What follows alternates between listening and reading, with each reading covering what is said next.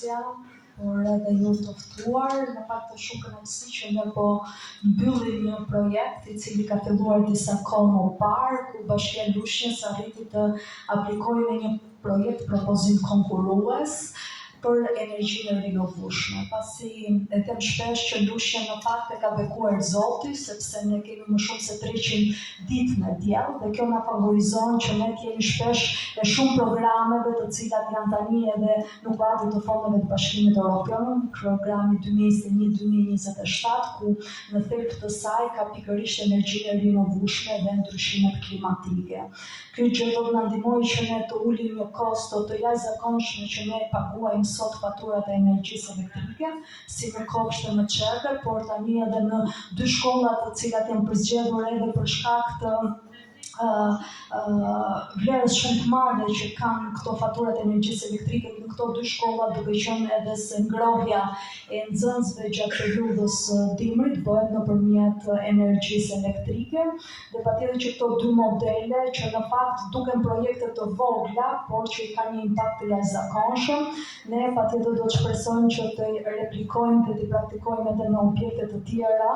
të institucionit të bashkisë, sepse kjo do të na ndihmonte që të kishim një zero kosto në shpenzimet për energjinë elektrike dhe patjetër që këto kostot që do të kursehen ne të kemi mundësi për t'ia kthyer qytetarëve në investime të tjera, si në godinat e kopshteve, por patjetër edhe në rikonstruksionet e shkollave. Në rastin të falenderoj qeverinë gjermane, e cila ka qenë një mbështetje e jashtëzakonshme dhe një partner shumë I rëndësishëm I bashkisë sonë, si në këtë projekt, në një program që ne kishim pak vite më parë, që ishte pikërisht dhe kjo në kuadër të një thirrje që Gizi hapi për Ballkanin Perëndimor dhe Turqinë, ku ne arritëm të krijojmë hartëzimin social për persona me aftësi të kufizuar dhe talasemik, por patjetër qeveria gjermane ka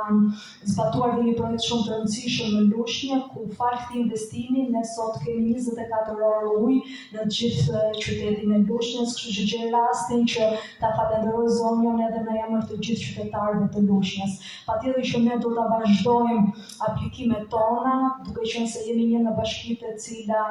në projekt propozimet e saj që ne aplikojmë kemi qenë goxha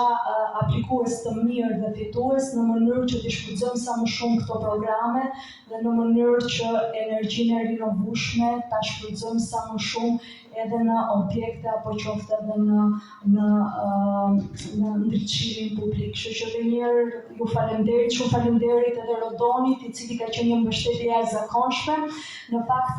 kam pasur fatin që nëpërmjet Gizit dhe Rodonit të kem qenë në 2 vizita të tjera në vende të tjera, ku kemi marrë modele shumë të mira për energjinë e rinovueshme dhe patjetër që jemi gati që në thirrjet e ardhshme këto praktika të mira të marra në vende të tjera të zhvilluara ne të kemi mundësi t'i zbatojmë edhe në Lushnjë. Dhe një herë shumë faleminderit dhe